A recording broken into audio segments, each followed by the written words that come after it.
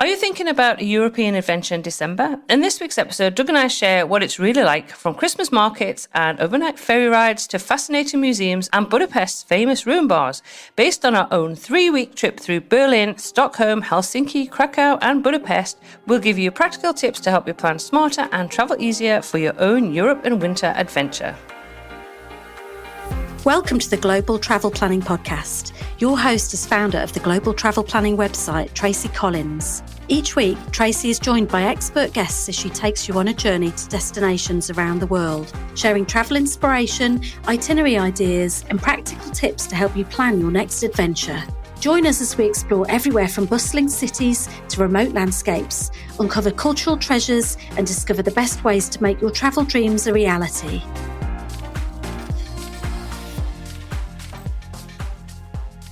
Hi and welcome to this week's episode of the Global Travel Planning Podcast. Now, last December, Doug and I packed our bags in London and headed off on a 3-week adventure around Europe. We did indeed. We did.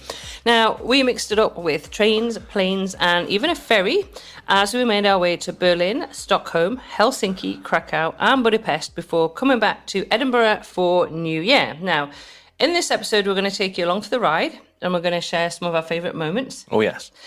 When we had many, like a food tour in Berlin, museum hopping in Stockholm, the snowy days in Helsinki, Christmas markets in Krakow, and of course, Budapest's famous ruin bars.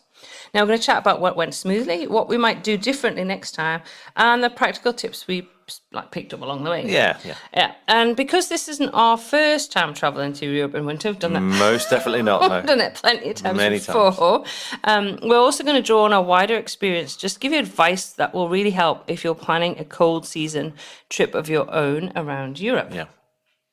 So we're going to start off with, I guess, chatting about, why we wanted to do a winter trip around Europe, I guess, for a start off. That's a good point. Away from trains. I mean, obviously, I always want to do train travel wherever I am in the world. Yeah, so we just wanted to we were spending some time over in Europe anyway, based in the UK, and we just felt that it had been a while since we'd spent any time in Europe. I used to live in France, in the French ski resort, so I kind of missed that snowy, French, Swiss, because also my parents lived in Switzerland for quite a few years, that kind of, I don't know, Christmassy magic of the snow.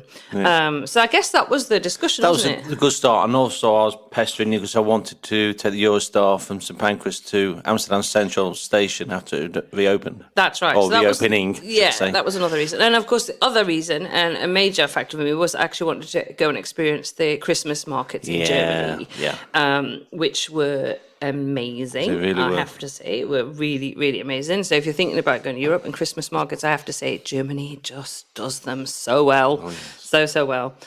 So should I do you want to give a quick outline of the route, or should I do that? You can do that and I'll chip in. Okay, right. Well, we started off in London and then we headed up over to Berlin in Germany, but we did go we had to change trains, didn't we, in Amsterdam? Yeah, we made that decision because we've been to Amsterdam before. Shall we skip through on this particular adventure?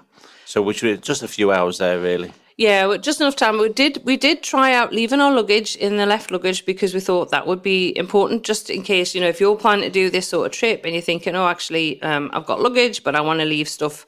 Like, how do we leave it behind if we're actually going to explore Amsterdam for a few hours? So we did try that, didn't we? We did, and it would only take the actual physical card. It was not contactless. Yeah, exactly. So that was a kind of eye opener. So anyway, but it was Amsterdam for enough time to get off the train, go and have a little explore in Amsterdam. So we've been there before, so we weren't too bothered about spending time there.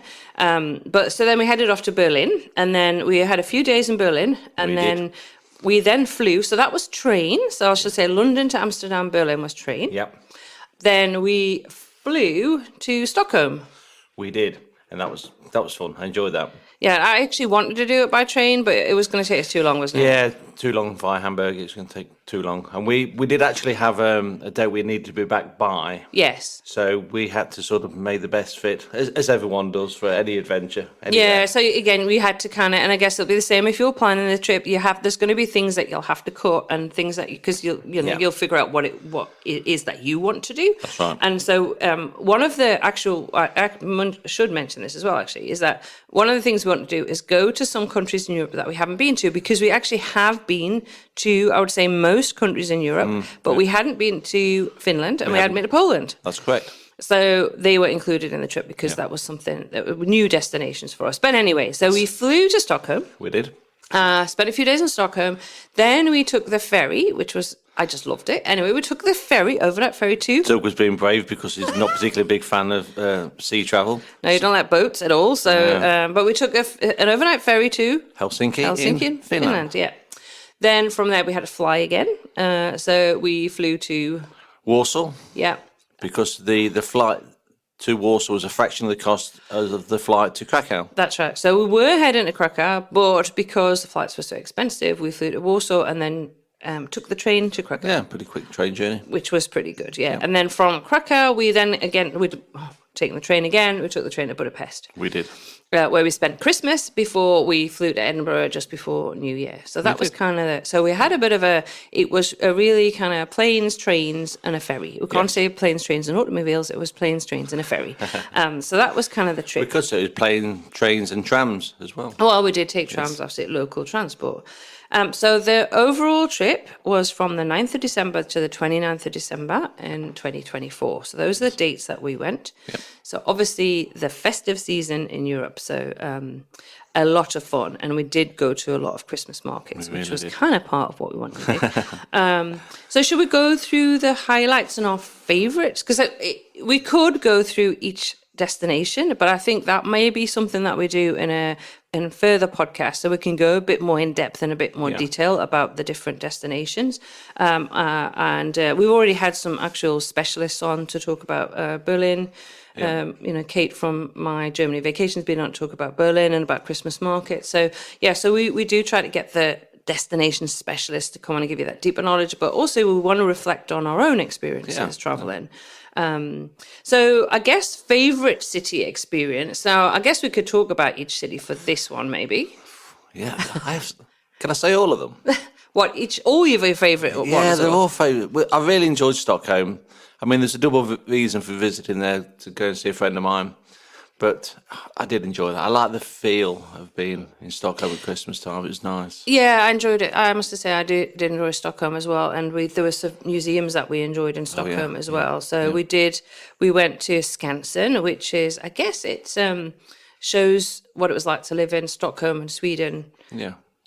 Hundreds of years ago, maybe. I think it's like generations and generations ago. It's just like they have museums, markets, and it's a bit like Beamish in the UK. I was thinking it's a showcase of showing like what it was like to live in Sweden, and the homes and the school and all the different things that were what it was like. So that was really interesting from a historic point of view, but it was highly recommended for us to go. And there was a lovely Christmas market on there, wasn't there? There really was, and there's lots of traditional dress and traditional music, food.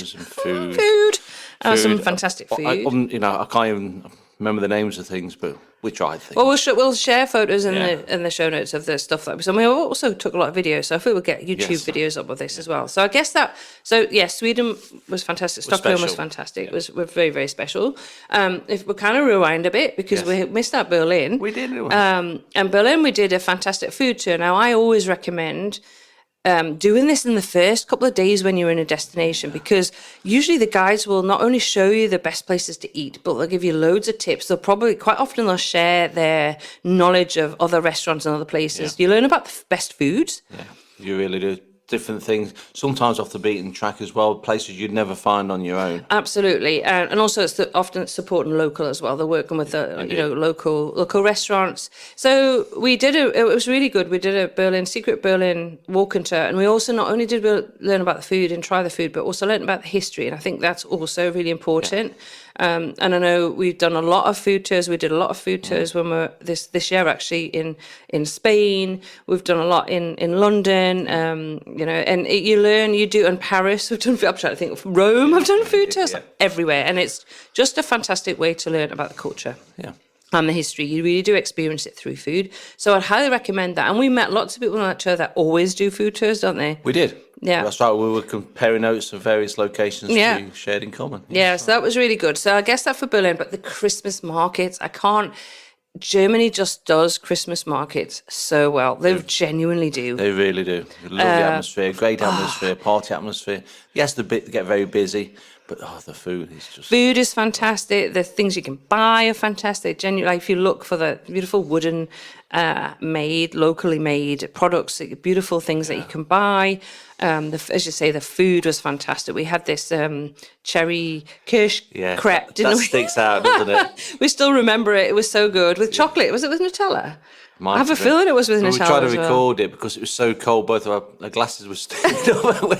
It was just fantastic. So I can't really... Christmas markets, if you're planning to head to Europe for Christmas markets, Germany really is, I would say, the number one destination. Yeah. We did go to lots of Christmas markets in other places. I was going to say, there's more than one to choose from. Oh, so many. It is so many. Yeah. And also in Berlin, we...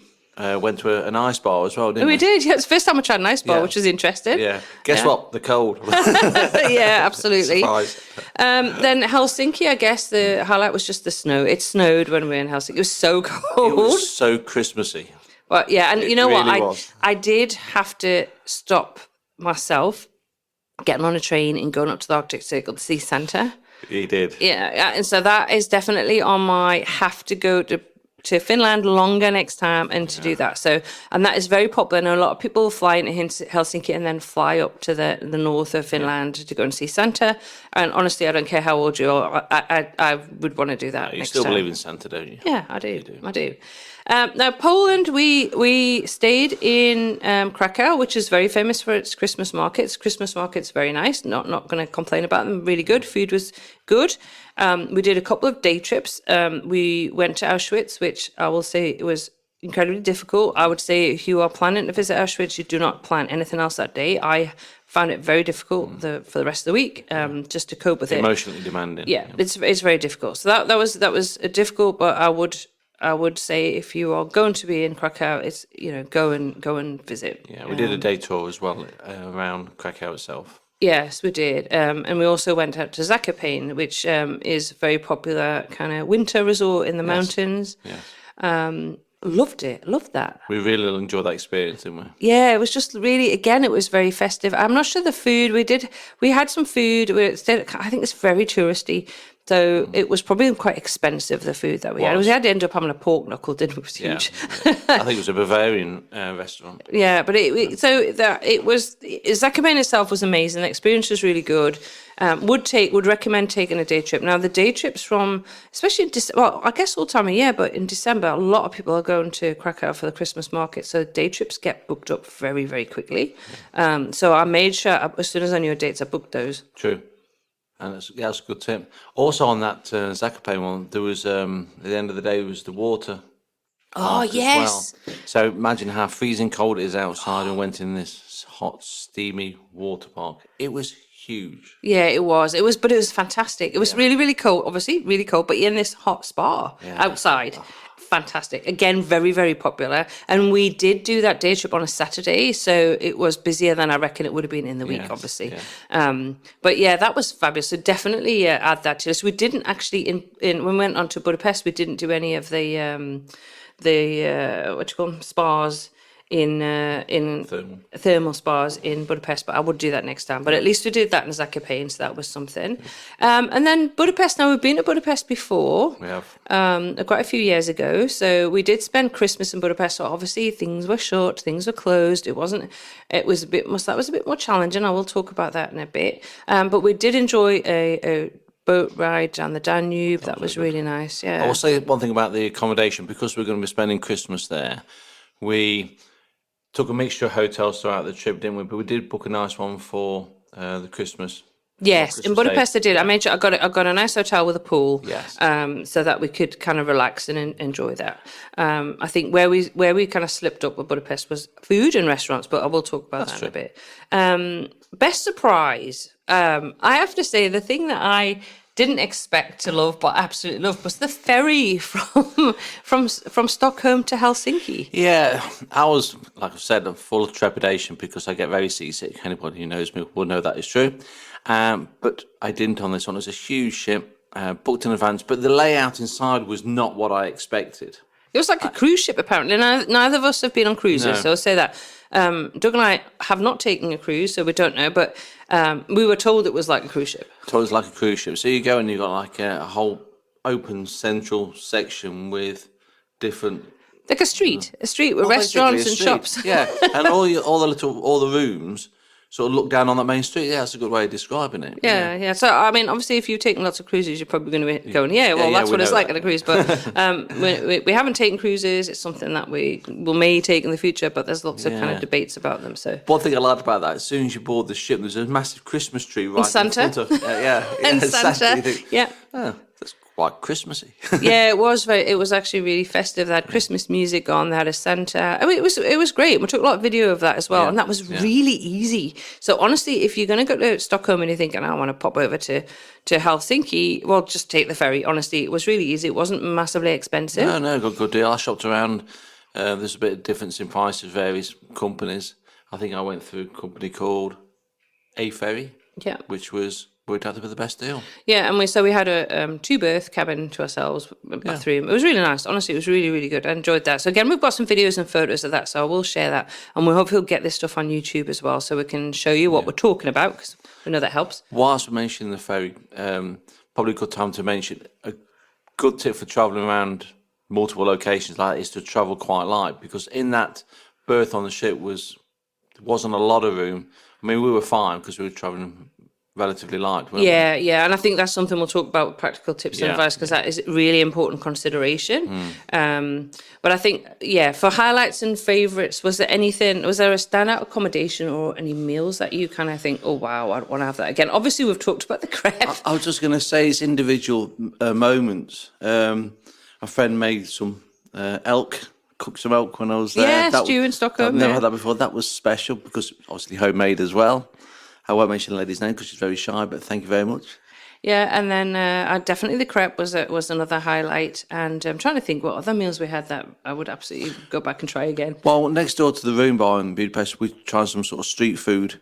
That was pretty special. Yeah. Again, I'm not sure what I was eating, but I work with a colleague from Hungary who recommended some things and some places to go. So thank you, Lily, if you're listening. We can list those in the show notes as well. That was really special, some of that food. Yeah, and I think if we list that in the show notes as well, that'd be useful if anybody's heading to Hungary, because that was really helpful. But as I say, one of the downsides was the fact that we arrived in Budapest on Christmas Eve. But I will talk about that in a little bit more detail. So one place I also want to mention in Budapest that we really enjoyed, one of the highlights, were the ruin bars. Yeah, it was really good. I really enjoyed it. I mean, there's quite a few, but we went to the Zimplaket, which is actually the oldest of the ruin bars. So ruin bars are basically abandoned buildings which were they were basically changed in the early 2000s. I think they started changing them into they were basically decaying buildings that were taken over and changed into bars for people to go to. So there's a lot on like the nightlife in Budapest. Obviously, we're a little bit older. We didn't stay up till 2:00 in the morning. Let's put it that way. But we had to go and explore them because we'd heard so much about the ruin bar. So I'd highly recommend that. And the one we went to is the one that was actually recommended. Yeah, and that's the Zimplaket one, which is it's apparently the oldest one. So I will say it's a maze of rooms. It goes on and on and on, doesn't it? You go really upstairs and around and there's just loads and loads of rooms. There's loads of lights. It's just incredible how it's all decorated, and like different rooms for different, seem to be like books in one room and just people sitting and chatting all over the place. And there's some stalls selling a few bits and pieces as we walked in. Yeah.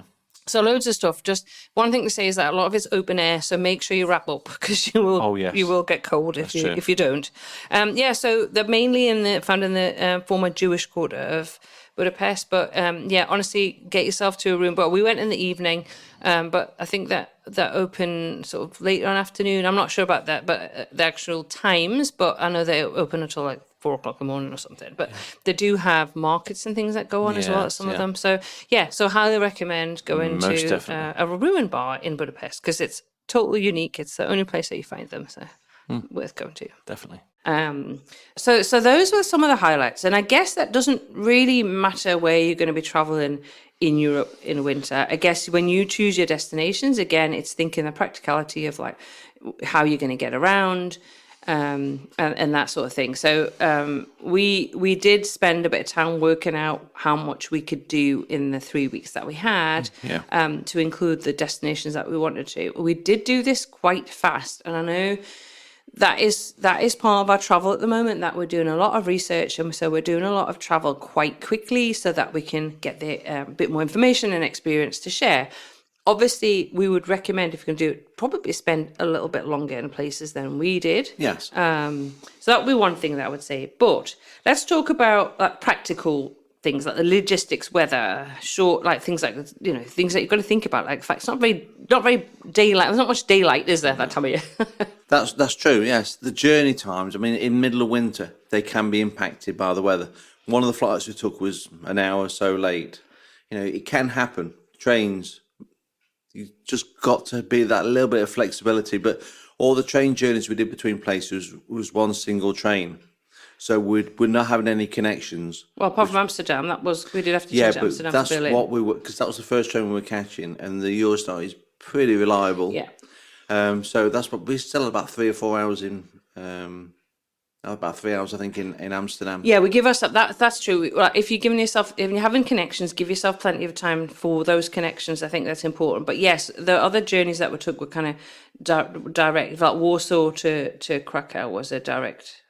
We didn't change trains. Once we got from the airport, the Chopin airport, into Warsaw. Yes. Yeah, then it was direct. So that made things a little bit easier and less complicated. Yeah.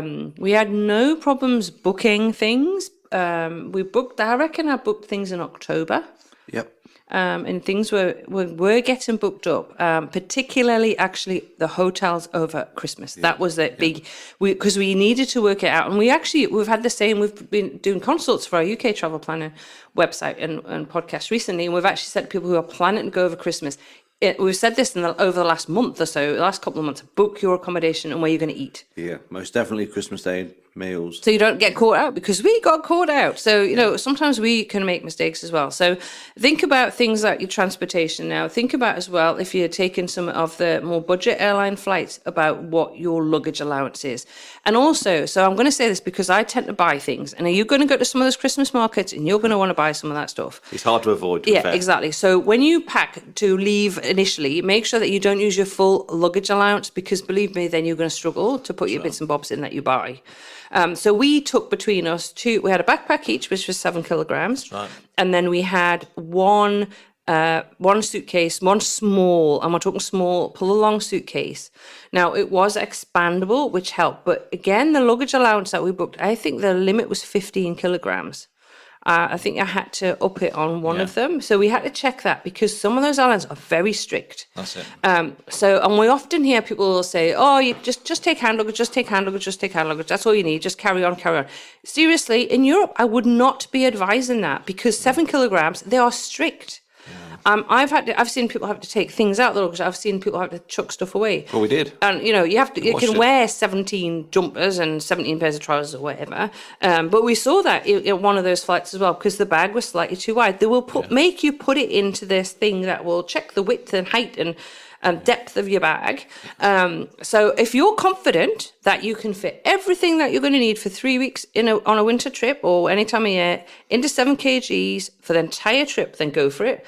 I just know for one that is not possible for me. I think it's very difficult. I think it's a challenge, particularly if you've got electronic, you've got laptops and cameras and things, and they're quite weighty. Yeah, I just think always assume that you're going to need to put something in the hold. I would just say that. So go with the offset with that. Even if you're going to put you've got a backpack and it's a big backpack, you probably will put it in the hold, because it's going to be more than 7 kgs. I suppose what we're saying is, don't make assumptions that you're not going to need extra baggage. And just be aware of what you're booking, because particularly if you're using multiple airlines. Yeah. I just think it's bad advice. I don't agree with it. I hear it quite often. I'm going, that is just bad advice. I don't agree. And people I generally think who haven't had a lot of experience traveling around Europe on budget airlines, for example, or trains, because honestly, you do not want to be getting on and off trains with a lot of luggage. No, I'll start with particularly European train platforms. Yeah. They're quite a bit lower. Yeah, so I think that's definite.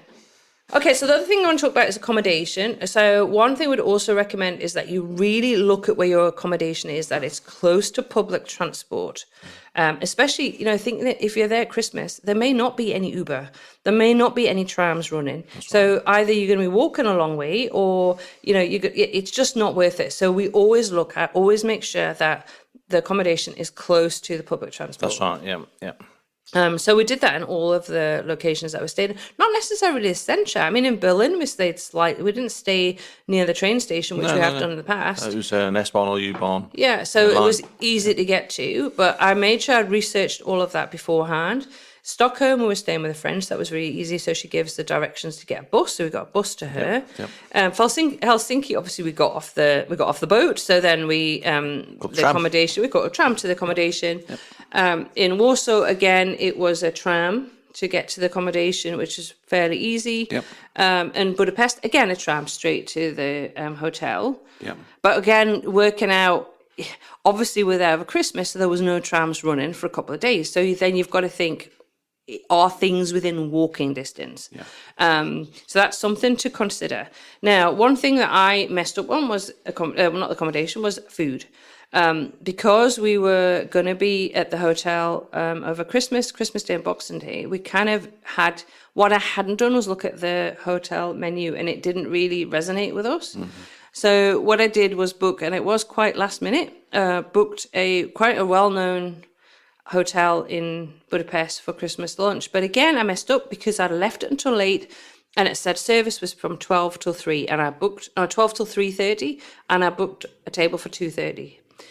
And that was a big mistake because when we walked, mainly because we were going to have breakfast in the hotel, which was included, so we didn't want to have lunch too soon after breakfast. We got there and there was no food left. We've actually had a refund from the hotel and an apology because we got there and there was it was a buffet and it was miserable. The service wasn't very good, the food wasn't brilliant, and there was not very much of it left. So that really kind of ruined Christmas Day. So I just would say anywhere that you may be staying over Christmas, make sure you sort where you're going to eat on Christmas Day. And be clear what time the meals are being served. Yes, if it's a buffet. So it might say it's served from 12 till 3:30. In fact, I think we got there 2:45. I have a feeling it was quite... And we got there and they literally stopped about 15 minutes later. They were a bit aghast that we arrived at that point, and we were like, nobody said when we booked.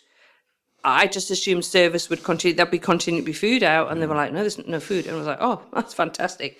So that was a bit of a mess up. So there you go. Even, we can make errors.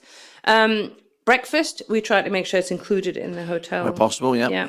So we do stay in hotels. I will say this trip we did stay in hotels. We did. Because it was a short trip. We do a little bit of washing in the room if we need to. But yes, we stayed in hotels that we could get breakfast at, which again helps. Then you don't have to think in the morning. What about packing? Now, we get asked this all the time. I've just actually published a post about what to pack for London in winter. So you can pop over to our London travel planning site if you're heading to London. Main thing is layers. You can hear it all the time, don't you? But it is true. I think layers and decent footwear. Yeah, two things. You need to make sure that you've got layers. Absolutely. You need to... We actually went and bought some thermal. We did. Thermal. So we both had thermals, which I'll be taking to Antarctica in a few months' time. So I bought this. And I also bought some good boots. So they were kind of fur-lined boots. They're great with a thick sole because, again, you're walking on very cold pavements. So you don't want thin soles because, believe me, that cold is going to come through and you're going to freeze. So I actually bought some thermal socks as well. And we had our absolute go-to now when we travel when it's cold, which are... Some hand warmers. Hand warmers. An absolute must. Where we pack hand warmers every time. We had, and we used them all up. Because there's nothing worse than just feeling cold. In fact, even when I was in Italy, when I was in Puglia in November, I'd taken hand warmers, and I actually, because it was quite chilly, the place that I stayed in, I used the hand warmers, had the hand warmers in the bed because they stay warm for 24 hours. They're really good. Another thing as well, because we're all the same, we all want to take photos and videos. Trust me, it's not easy if your fingers are freezing. No, that's true. Well, I remember that from a few years ago when we were in Denmark, and it was something, I was trying to take pictures of the Little Mermaid with my DSLR camera. I remember this. And it was something like -20 with the wind chill, and my fingers turned blue. I'm not kidding. And they were painful. It was really, really painful. And this is pre-hand warmers.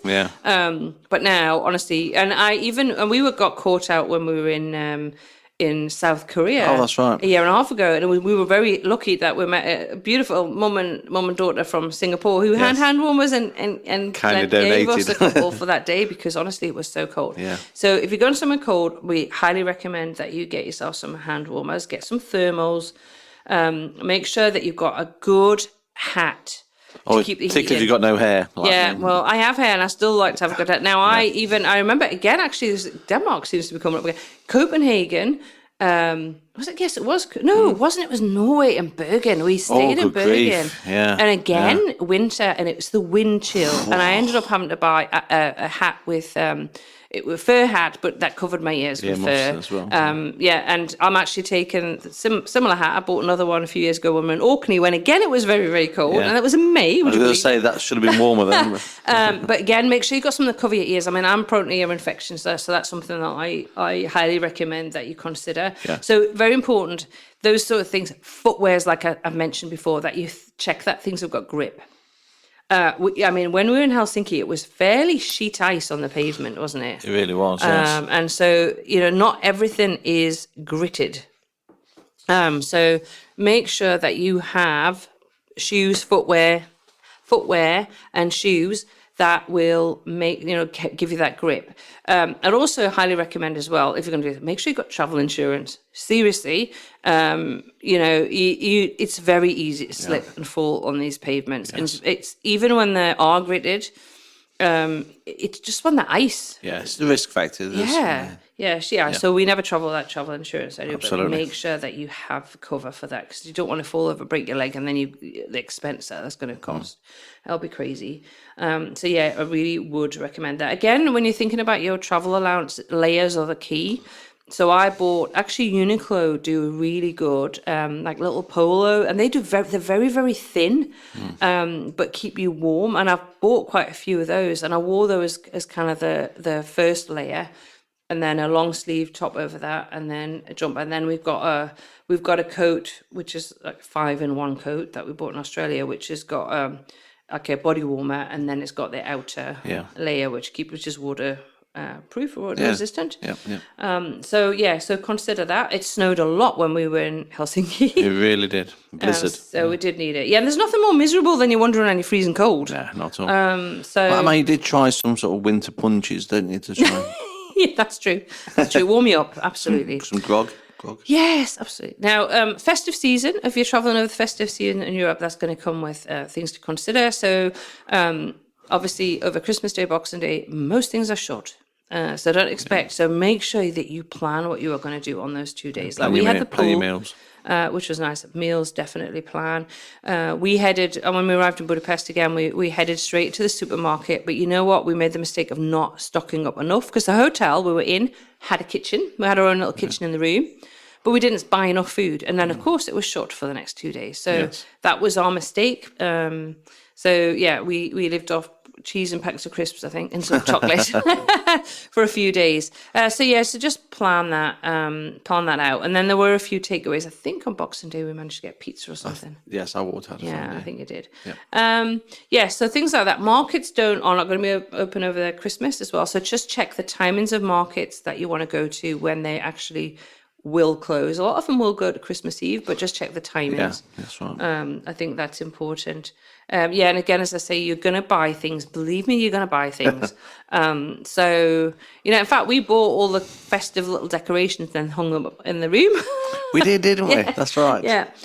So it was really nice. So just think about that with your luggage allowance. Yeah, some nice quirky little Christmas decorations. Yeah.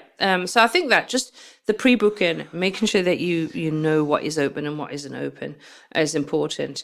Now, apps and tools, and I use the Deutsche Bahn. Deutsche Bahn for the... I can't pronounce it. Yeah, Deutsche Bahn for the trains, which long history of use on many trips. Yeah. It's not, in all truthfulness, I don't think it's the most straightforward apps to use, but I'm quite familiar with it, so... Yes. Yeah, you've used that quite a lot, haven't you? And then obviously you've got currency converter, because we did have a number of currencies. So don't assume, this is another thing actually, a lot of people assume when they come to Europe that everybody uses the euro. That is not the case. No.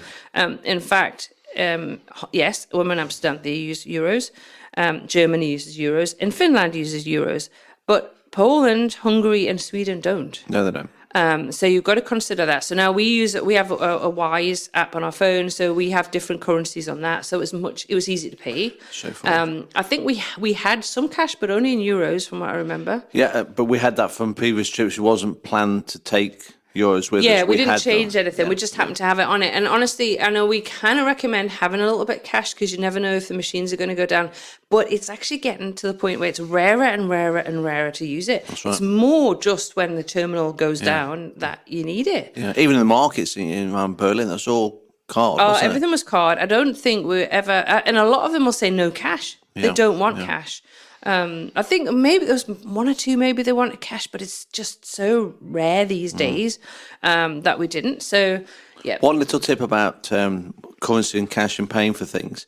One little tip is to always check the amount that's been entered onto the card machine.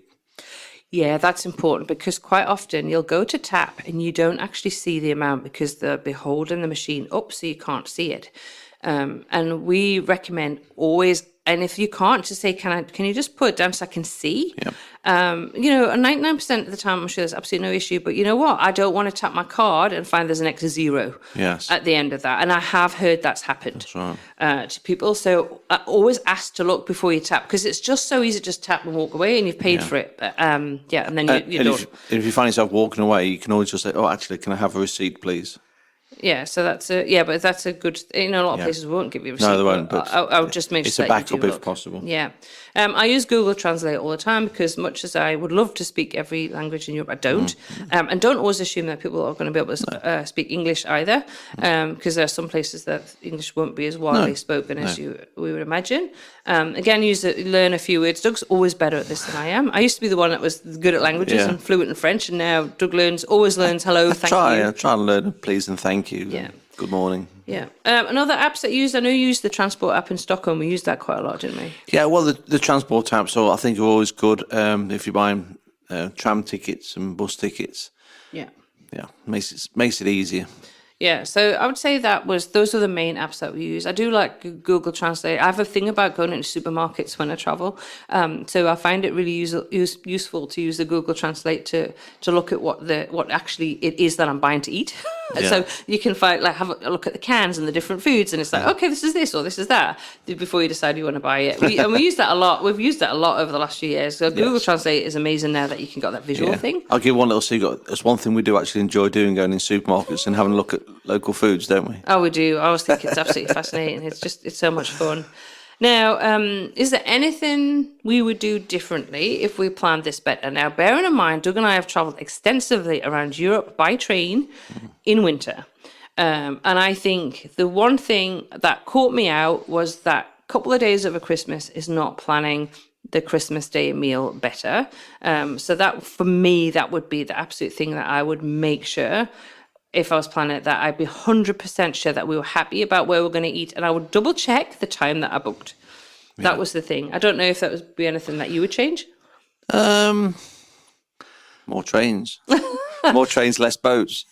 Oh no, the boat was great. The boat was a highlight for me. I loved it. So actually, if we're doing a similar trip, we had a bit longer, I'd like to have gone across to Estonia as well. Yeah, we did say that. That was the one thing. So I guess adding more time would always be a huge plus. But we enjoyed what we did for sure. Oh, we really did. So I mean, what would be your single highlight if you had to choose one thing? What would you really enjoy? And you know what? We didn't really talk about those museums in Stockholm either. But if we do a podcast about Stockholm, we will talk far more in detail. Just mention it by name. The Viking Museum. Yeah. Doug loved that. Yeah, the Nordic Museum. You didn't want to go, but you loved it. So we'll talk a bit more about that in another episode. I was really relaxed at Skansen. I thoroughly enjoyed that part. Yeah, it was really good. I think for me, I really enjoyed that food tour in Berlin. I think learning the history of the area that we walked around, and trying the food and just chatting with other travellers about different places they'd been, different markets that they'd gone to in Berlin. I think that was just a highlight. And I just love walking around those Christmas markets. Yeah. And another one just come back to me. I forgot how much I enjoyed this. On the train journey from Amsterdam to Berlin, we were in a compartment on the train and everybody was chatting to this lovely German gentleman.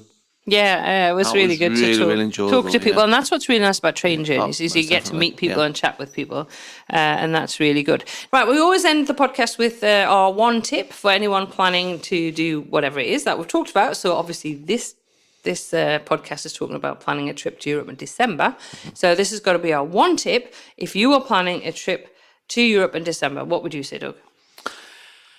Plan plan and plan your transport. Yeah. Look at it, study it. Don't take any assumptions. Keep it realistic and keep it flexible.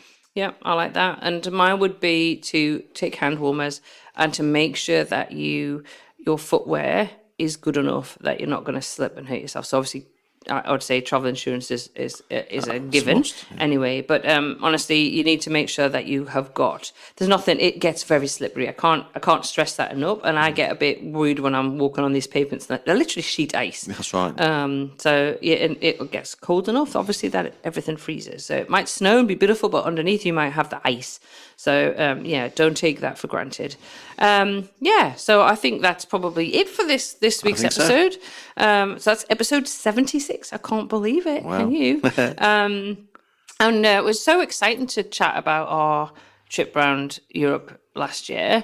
If you'd like to hear more details about any of the particular destinations that we spent time in, if you want to hear more about Berlin, more about Stockholm or Helsinki or Krakow or Budapest, let me know. Let us know via SpeakPipe. If you've been to any of those destinations at Christmas, let us know. We want to hear how you got on, what you thought about those. We will share photos, as always, of the trip on the show notes, which will be at globaltravelplanning.com/episode 76. And we hopefully will get some YouTube videos on as soon as possible. We're trying to work on that channel now. But I guess that just leaves us to say until next week. I don't know, Doug, you've got anything to say? Or That just makes me want to go back again. Just reading through it all and reliving it all again makes me want to go back again this year. Yeah, it was very much fun. Well, actually, I have to say, at some point we're hoping to get a Christmas market river cruise up and running. So if that's something you're interested in, then let us know, because that's something we may organise for next 2026 Christmas. That would be good. Festive season and the run up to Christmas, come over to Europe and do a river cruise with us. Yeah, that'd be great to meet some of our listeners. Yeah, it would be fantastic. Anyway, I guess that just leaves us until next week, though. Happy global travel planning. Thank you for joining us on this episode of the Global Travel Planning Podcast. For more details and links to everything we discussed today, check out the show notes at globaltravelplanning.com. Remember, if you enjoyed the show, please consider leaving us a review on your favourite podcast app, because your feedback helps us reach more travel enthusiasts just like you. Anyway, that leaves me to say, as always, happy global travel planning.